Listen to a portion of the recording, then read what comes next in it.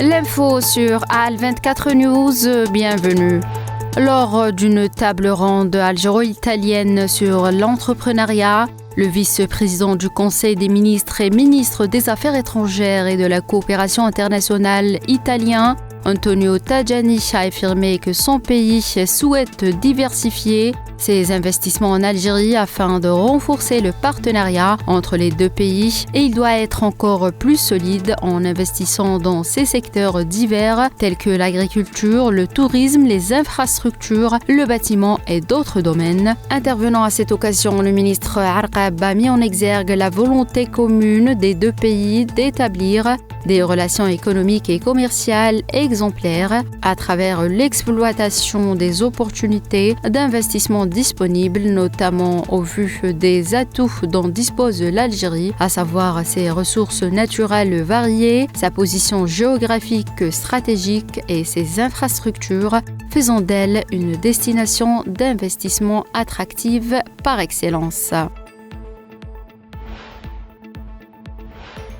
La Commission européenne a dévoilé ce mardi un plan pour réarmer l'Europe qui ambitionne de mobiliser près de 800 milliards d'euros pour sa défense, dont 150 milliards de prêts et fournir une aide immédiate à l'Ukraine. L'Europe fait face à un danger clair et immédiat d'une ampleur qu'aucun d'entre nous n'a connue dans sa vie d'adulte, a affirmé sa présidente Ursula von der Leyen dans une lettre adressée aux dirigeants des 27, l'avenir d'une Ukraine libre, souveraine, d'une Europe en sécurité et prospère est en jeu, a-t-elle assuré.